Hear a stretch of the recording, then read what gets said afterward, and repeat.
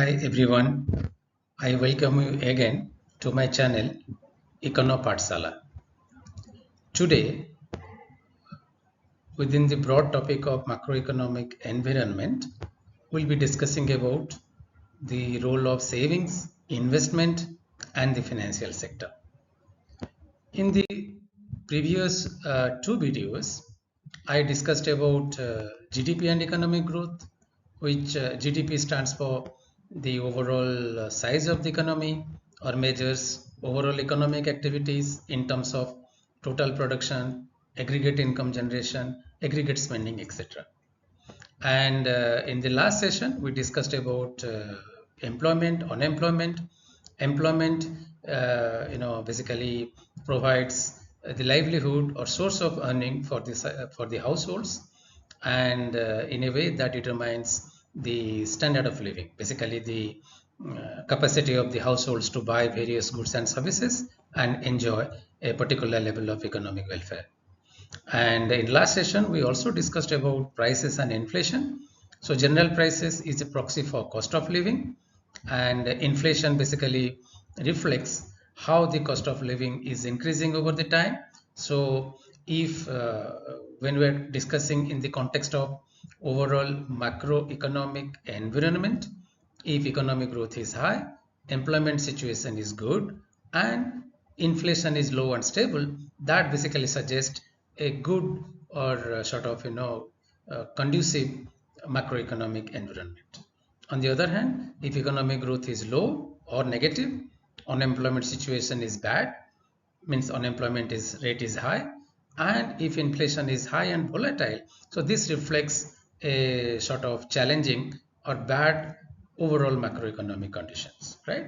So in addition to economic growth, employment, unemployment, and uh, you know the inflationary situation, today we'll be discussing a new set of macroeconomic indicators to assess economic environment in a country. So these indicators are basically savings, investment, and money and finance. So basically these represent more of the financial aspect of an economy, and saving, investment, and the financial sector in a way determine the long-term prospects of economic growth for an economy.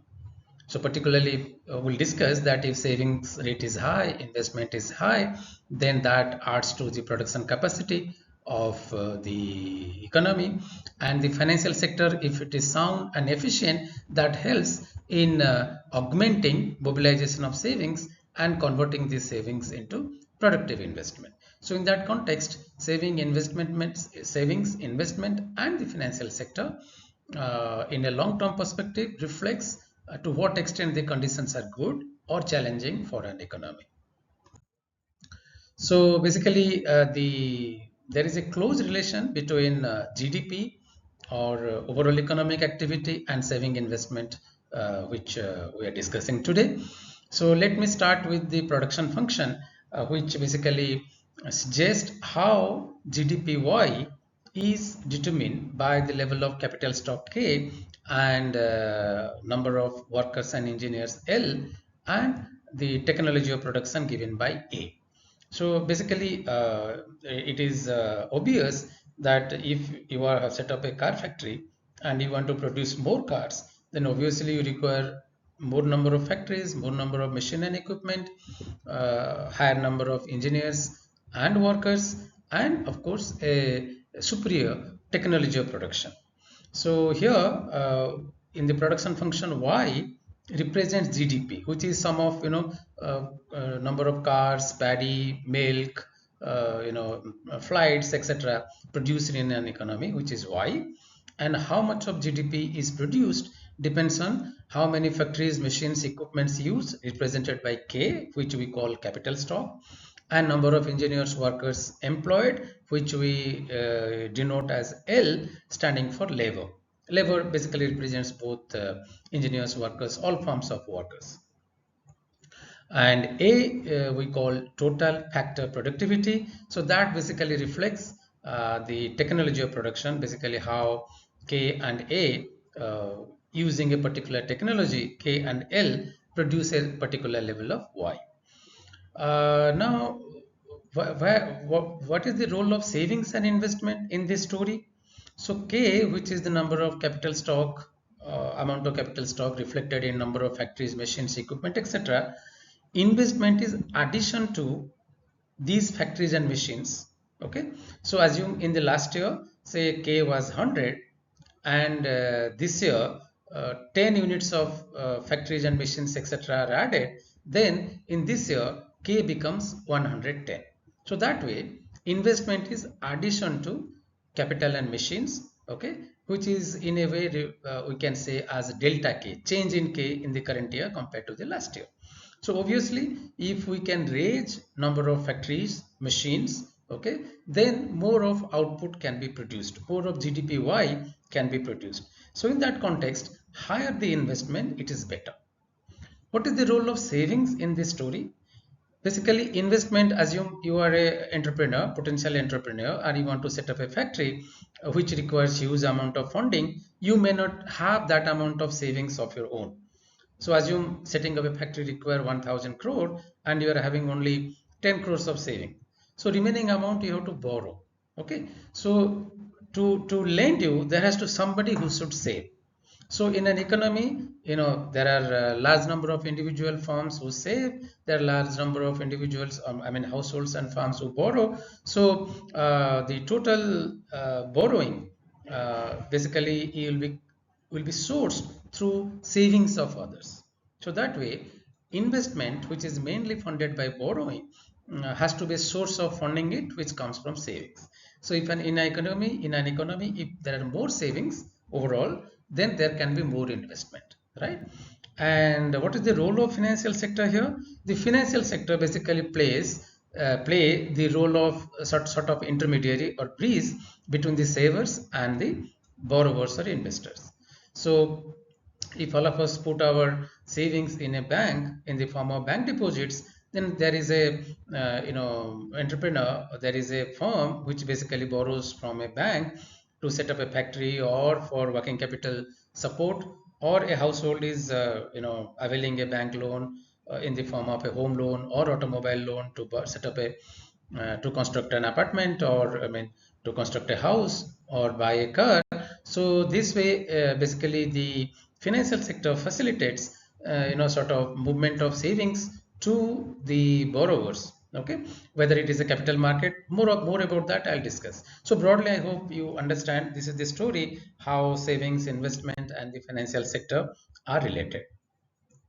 So savings are basically surplus income over spending for the households. If in the current month, say my income is 1 lakh and my total spending is 80,000, then 1 lakh minus 80,000, 20,000 is my savings.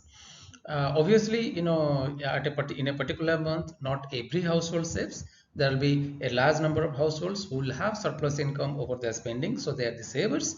There could be large number of households who will be borrowing, whose spending requirements will be more than their income, current income. Say if I want to buy a car and if it requires 10 lakh, I may have a saving of 2 lakhs. So I have to take a bank loan for remaining 8 lakhs to buy a car.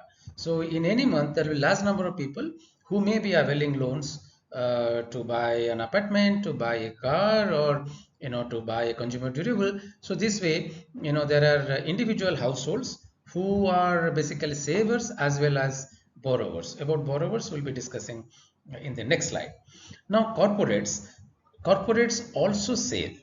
So out of the total net profit of a corporate, a part of that is distributed among the shareholders as dividend, and the remaining part, which we call retained earning or retained savings, are basically the savings of the corporates. So if a corporate is making good amount of profit and retaining part of that which is not distributed to dividend, then it is contributing to the savings.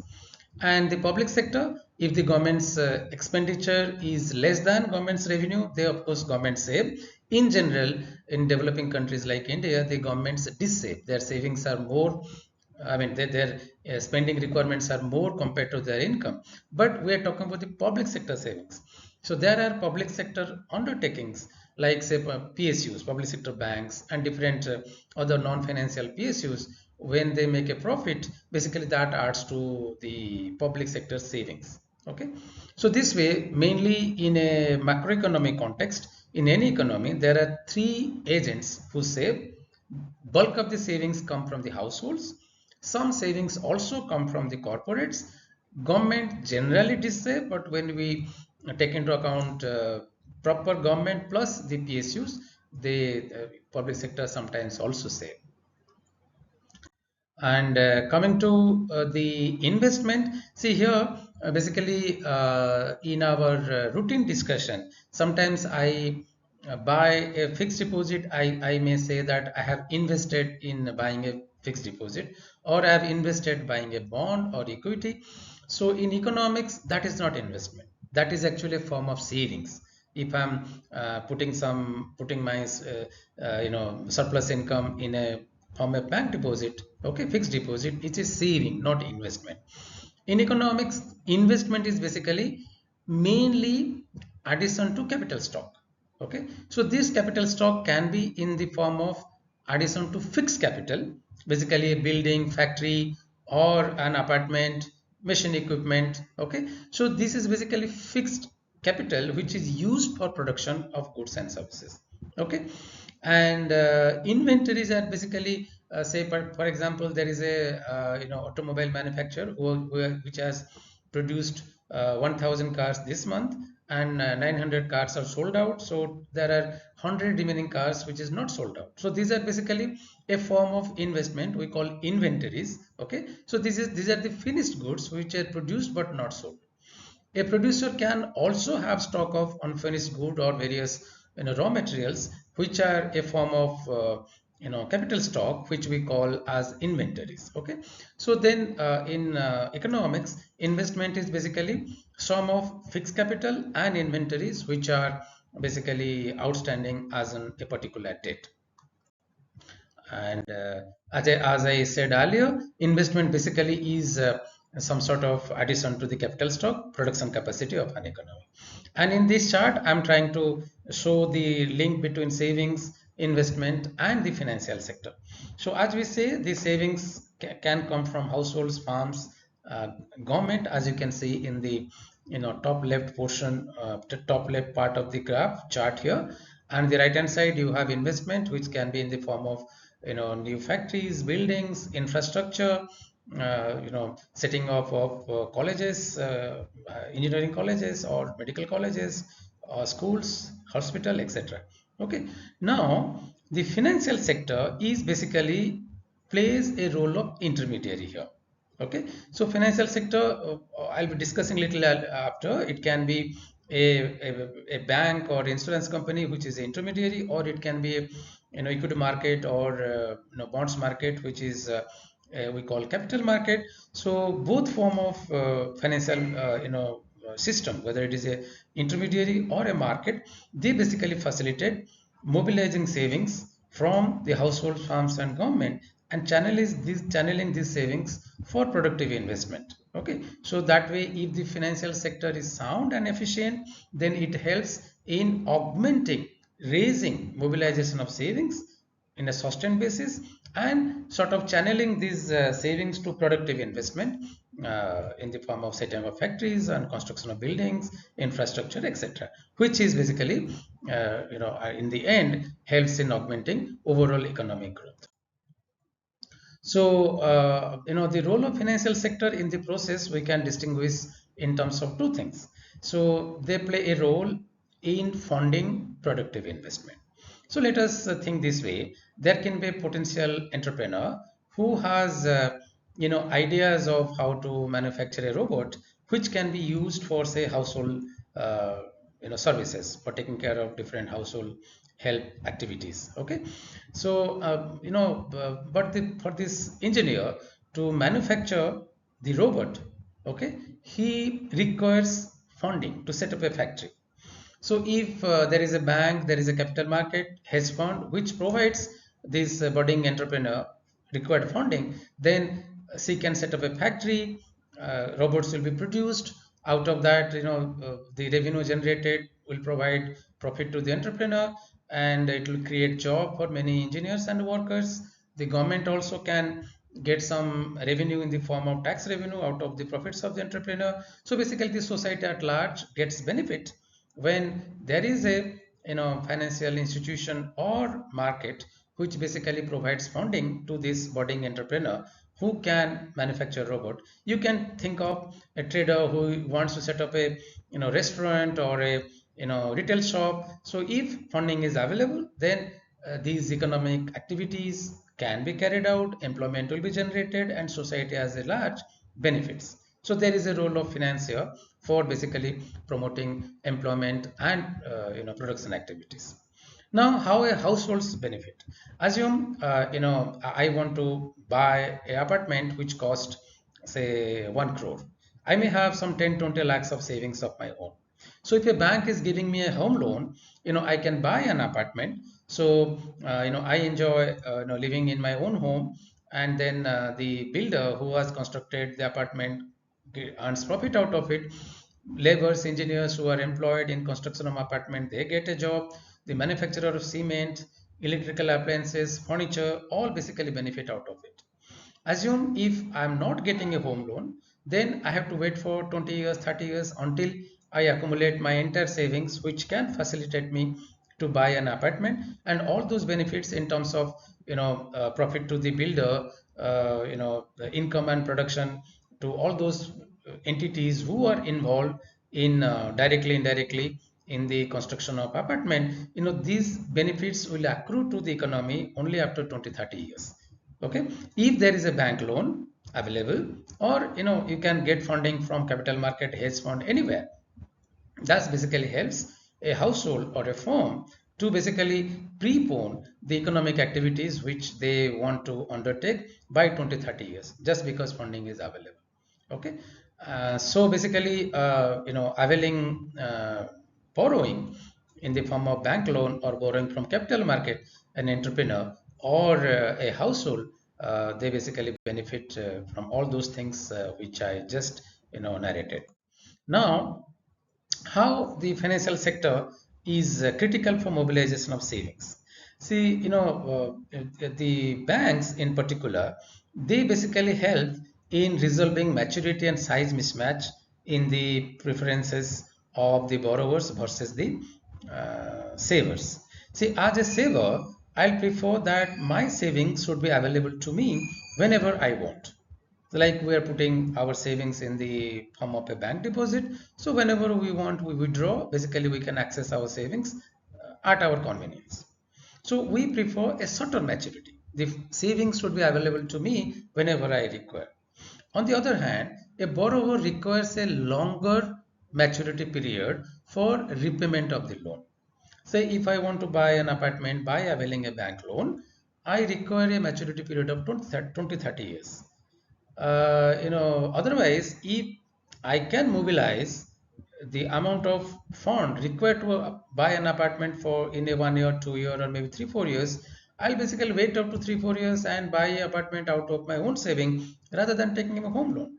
So because I'm not able to mobilize that amount of fund in a shorter period, so I'm basically opting for a bank loan with 20, 30 years maturity. So there is a maturity mismatch between the preference of the borrower and saver here. Now, if there are no banks, as a saver, I'll not like to, part away with my savings for a 20, 30 years period, and the borrower will not get funding for buying an apartment or setting up a factory. So bank here basically meets the requirements of the saver by providing the option of availing their saving whenever they want with such a certain maturity. On the other hand, it also meets the requirements of the borrower, allowing to repay the loan over 20, 30 years. So the very existence of an institution like bank in this way helps in mobilization of saving, okay, basically raising that as well as converting these savings into productive investment. Let us understand, had there been no bank, given the mismatch in the preference of the borrower and saver, this amount of saving would not have realized. Perhaps I could have put my savings in the form of some gold coins, jewelry, or land rather than putting in a bank. and then perhaps the prospective borrowers would not have got the opportunity to avail a loan and buy an apartment or set up a factory. Similarly, size mismatch. The savers, our saving amount is small. It may be couple of thousands, couple of hundreds, couple of lakhs, whereas the borrowing amount, the funding amount for setting up a factory, thousands of crores, buying an apartment, several crores, I mean maybe several lakhs. So there is a size mismatch between in terms of the requirement of the borrower and the savings basically provided by a typical saver. So banks here basically again try to resolve this mismatch in the size. Basically they pool the small savings of a large number of savers, households, and then that becomes a big amount of fund which basically they can lend to a borrower. So this way they basically help in resolving the size mismatch. And again, without the banks, given this mismatch in the size of the savings and the borrowing requirements, perhaps the savings would not have realized in the, I mean sort of converted into productive investment without the banks or other forms of financial system. Secondly, bank lending suffers from information asymmetry. The borrower knows better about the compared to the saver about the sort of profitability, viability of the project, and their very intention of paying back the loan, true intention or willingness to pay back the loan. So there are, because of this type of information asymmetry, there is a huge amount of credit risk in lending and other forms of banking risk, or other forms of risk involved in lending, which makes lending very risky. So for individual, basically assessing the creditworthiness of a borrower, her intention to pay back, monitoring end use of loan, and taking legal recourse if there is a default is very challenging.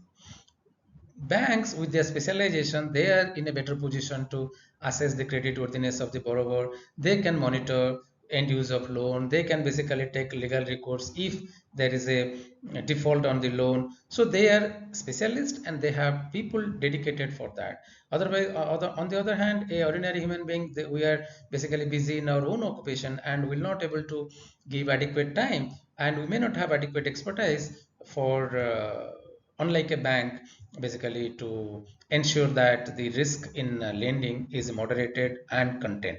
So the banks and other financial institutions, by moderating risk through diversification and through their expertise, they basically sort of make lending viable within within moderate risk. Okay, and that in turn help us basically putting our savings in lending activities indirectly, which is less risky.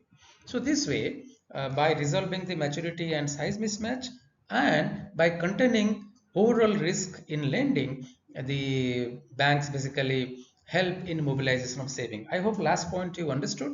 The banks, through their expertise, they and diversification in lending, they basically lending to different activities, and all activities do not become risky at the same point of time in general. So if there is a risk, one borrower is defaulting, basically that can be compensated out of the profit from the other borrowers. So through diversification, the banks are basically making lending less risky. So in that way they basically indirectly help in making savings less risky.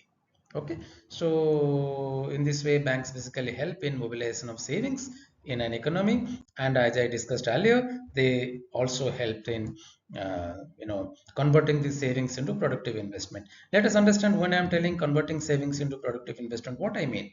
So as I said, if there is no bank, there is no bank. If there are no capital market, perhaps my savings I could have kept in the form of some gold jewelry or gold coins, or in landed property. Then a prospective entrepreneur who is planning to set up a factory would not have got funding, okay, out of my savings. Okay, because unless a savings become a financial form of saving, putting it in a bank as a fixed deposit, or other saving deposit, or putting in bond market, equity market, the borrower will not able to avail it, so apartments will not be purchased. I mean, the particularly those funded by loans, cars will not be purchased, those funded by the loans, and projects will not be set up, expanded. Large part of is basically funded through the financial sector. So that's how the financial sector play a critical role in sort of mobilization of savings and converting savings into financial investment. Now, what I discussed now is also basically evident from the empirical data which is available. So in this slide, what I have done, I have basically collected data on saving rate and investment rate for India over the decades. So the black column here represents saving rate. Saving rate is basically the amount of domestic savings divided by GDP multiplied by 100. So in 1950s, saving rate, the black column, as you can see, was 10%. So this reflects the ratio of total domestic savings of India divided by GDP was equal to 10%, or basically the savings were 10% of GDP. Investment is slightly high, maybe 11 to 12% 1950s, and over the years, as you can see, the saving investment rate has been rising in India. In the recent decades, it is touching nearly 30-35%, and as you can see, the savings and investment are largely matching. So basically, the difference between the saving rate and investment rate in India, in any country, is basically supplemented by the foreign savings. Say, for example, in 2010s, say our investment rate was 35%, where the saving rate in 2010s was around maybe 30 to 33%. So there is a gap of 2%. So this 2% is made by foreign savings. So foreign savings, have you heard of current account deficit in the Indian balance of payment? I think in another day I'm discussing about balance of payment. So that day I'll be discussing in general, I mean in detail about it. So the foreign direct investment, FDI, the FI, which are basically the foreigners saving getting invested in India. We call it foreign investment. So the foreign investment is basically foreign savings, which is used for investing in India, for setting up factories, for buying, I mean, machines and equipments, etc. Okay, so the gap between the black and the dashed columns which you see, that basically reflects the amount of foreign savings which India received, so which we sort of term as foreign investment. So as the foreign investment has been largely in the range of 1 to 2% of GDP in general. So you see that the saving rate and in investment in India largely matching, and that is true for many countries or most of the countries. Okay, so largely your domestic investment is determined by the domestic savings. Now, what is the, you have a line here. So the line basically represents the average economic growth over the decades in India. Say, for example, in 1950s, average economic growth is given in the right axis. So average economic growth was around say 3.5%, 3.6%. Okay, in 1950s, 1960s, in that range. In 1970s, average economic growth is bit down, and after that in 1980s, 1990s, and so on and so forth, you can see average economic growth gradually picking up. Basically, if I exclude 1970s, you can see there is a close association between savings investment rate in the economy in the one hand and average economic growth on the other hand. So, broadly, the average economic growth in India in 1950s, 60s was around 3.4%, where saving investment rates were in the range of largely 10 to 15%. In the recent decades, when average economic growth has accelerated to nearly 6.5%, the saving investment rate is nearly 30 to 35%. Okay, so that way, consistent with our discussion, we see that when the saving rate and investment rate in Indian economy is rising, this is getting reflected in higher economic growth. Okay, but 70 was the exception. Why? Basically the 70s suffered from two international oil price shock, which presently we are also having a similar discomfort situation in terms of oil imports, and we are expecting that is likely to, if the Iran US Israel war continues, that is likely to have impact on energy prices and supply, and in an Indian economy may slow down by nearly 5%, 0.5 percentage point. That is what is estimates made by some economists. So 1970s, the world economy suffered from two episodes of international oil price shock, and because particularly the first one in early 70s was the big shock, and the countries were not prepared. The economic growth across the world suffered, and India was no exception. Again, in 1970s, India also suffered from a large famine. Basically, the agricultural production suffered because of drought situation, severe drought situation. So 1970s average economic growth was low, despite the saving investment rate rising compared to the 60s and 50s. Okay, so if I exclude that, then we can see there is a one-to-one match between saving and investment rate on the one hand, and economic growth on the other hand.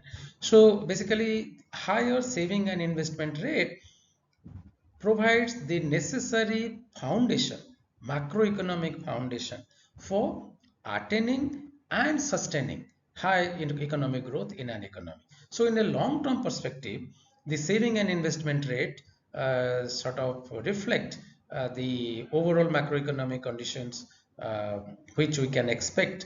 High saving investment rate are good, provide strong foundation for overall macroeconomic growth. On the other hand, macroeconomic conditions, on the other hand, low saving rates are challenges for sustaining high economic growth. Now here I have basically plotted the the long-term trend of saving rate. The previous graph I had calculated saving rate for different decades, average saving rate, right? Here it is yearly saving rate plotted over last 75 years or so. So as you can see, there is a rising trend of saving rate, which we discussed in the previous slide. But what you can observe here, there are basically two episodes. Basically, if I can identify, there is one segment here where you can see there is a steep rise in the saving rate, and another maybe from maybe this period, this red line segments which I showed, that reflects there is a steep rise in saving rate in these two periods. So the first one, basically, where if I look at these 60, 50s and 60s, okay, there is a rising trend, but largely there is a flat segment here. Okay, on the other hand, 70s onwards, you can see a steep rise in the saving rate. This is largely due to the bank nationalization in 1969 and the second phase of bank nationalization in 1980, which basically expanded the number of bank branches significantly in our country. So the deposit mobilization, bank credit growth rapidly increased after 1960s, 69 particular.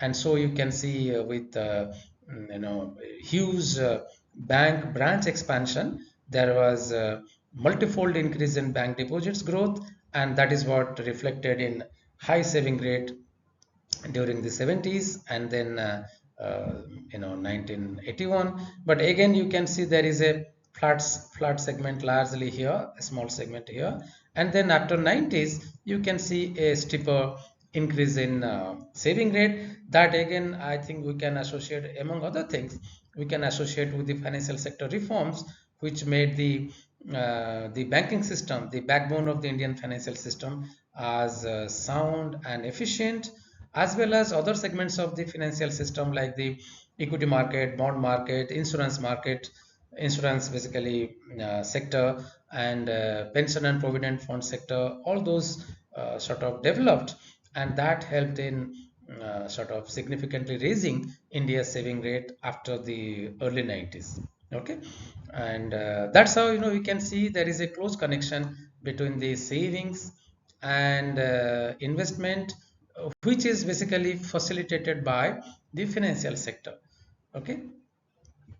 Uh, yeah, so I think this concludes my discussion on the savings, investment, and the financial sector, which basically provides us some information, critical information about the overall macroeconomic environment.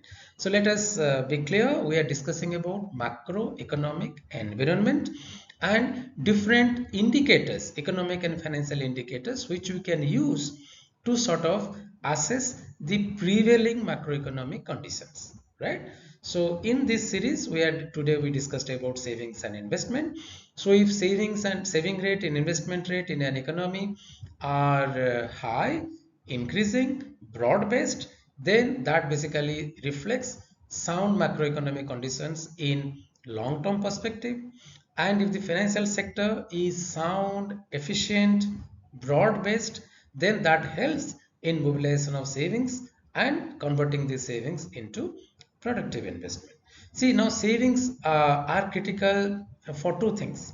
One, if the saving rate keep on rising, investment keep on rising, as we saw in Indian context, that helps in raising the stock of capital.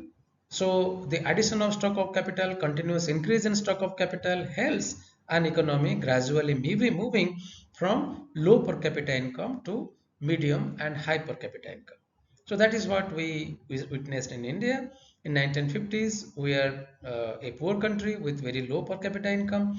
Today, we are in a lower middle income country. Okay, so with continuous rise in saving and investment rate, there was acceleration in economic growth, which raised our per capita capital. And if we continue like this, as envisaged by our Prime Minister and the entire nation, we may become a Vikasit Bharat, a rich country by maybe 2047 or 2050. So for this, the role of financial sector is very critical. Okay. So, and even a country is reaching a high level of development or rich country status, then also the role of savings and investment cannot be undermined, cannot be ignored, because in the process of production, when factories and machines are used for production, there is wear and tear. So basically we call it depreciation. So when machines are becoming obsolete, or gradually their sort of capacity to contribute to the production process is phasing out, okay, then there has to be continuous addition to capital, which we call investment, so that the total number of factories and machines in the economy can be maintained or raised, so that more GDP can be produced over time. Okay, so I hope this session was useful for you, and I'll be happy if you can provide your feedback if it is useful, or if you require some improvement, both in terms of presentation, in content. I'll be happy to receive your feedback either on the video itself, or you can write to me in the email given in the screen. Okay, thank you for using this video, and I'll be satisfied if it is beneficial for you. Thank you.